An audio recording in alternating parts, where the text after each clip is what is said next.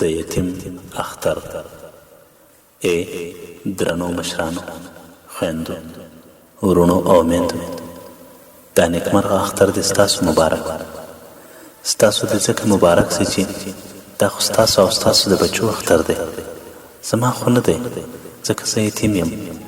تاسو خپلو بچو ته څنګه ښایسته جامې او بوټونه اخیستي دي؟ ای مورې، څنګه دې ښایسته خپل زوی ته سترګې تورې کړي دي؟ په سهار کې دې په تودو اوبو او شامپو ولمباوه، څومره ښه ښکارې.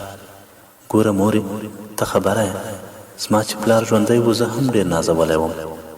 ما به هم ستا د زوی په شان کالي اغوستي وو. مور به راته هر وخت سترګې تورولې، ستا د زوی په شان ته یې نازولم. خو ګوره، دا څو کاله کېږي چې په یو اختر کې مې هم نوي کالي نه دي کړي. تېر اختر کې د ملک ماما ښځې د خپل زوی زاړه کالي رالېږلي وو. هغه مې راته مور ومینځل، وامې غوستل. چې بهر لوبو ته ووتلم، د ملک زوی پیغورونه راکول، ویل سپېره زما زړې جامې دې اغوستې دي. دې اختر ته هغه نه اغوندم، د باندې هم نه ځم، ځکه ستاسو زامن راپورې ملنډې وهي. له کونډې مور څخه مې اوس کالي نه غواړم، ځکه اوس پوه سوی یم چې له هغې سره پیسې نشته. هغه خواره خو د کلیوالو خدمت کوي، ایله دومره ګټي چې موږ ته ماښام وچه ډوډۍ پیدا کړي. یاد مې دی چې په تېر لوی اختر کې تاسو ټولو غټ غټ مالونه قرباني کړل. چا پسونه حلال کړل، چا غویان او چا غواوې حلالې کړې. تاسو خو خبر یاست، د هغه اختر په ورځ زما وړې خور په پټو کې لږ سابه کړي وو. موږ هغه سابه پاخه کړل. تاسو په میاشتو میاشتو هغه غوښه خوړه.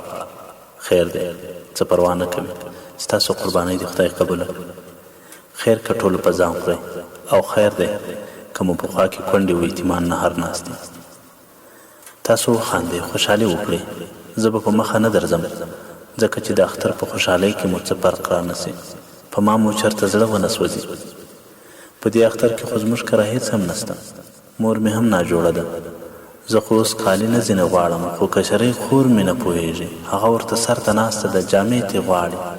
مور مې یوازې ورته ژاړي او بس. خور مې ورته وایي کاکا خپلو لورانو ته ښایسته ښایسته جوړې راوړي دي، ښایسته پایزارې ورته راوړي دي. خور مې وایي زما پلار چیرې ده چې موږ ته هم کالي راوړي.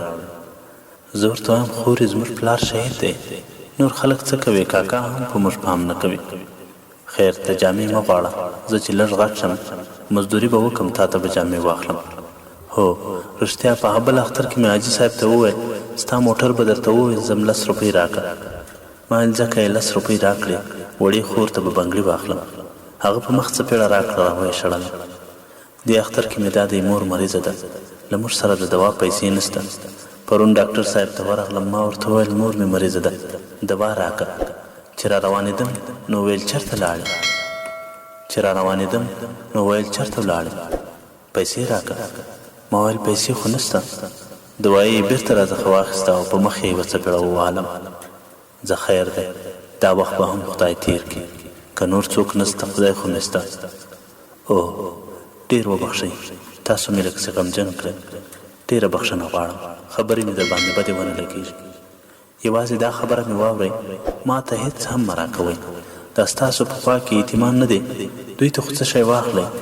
د اختر په خوشحالۍ کې هغوی هم له ځان سره شریک کړئ، که نه نو الله به در څخه پوښتنه وکړي. بېګا شپه کونډې ښځې وږی زوی په مخ وواهه، میراث سې غلی سه، د کلي خان له خوبه وځي.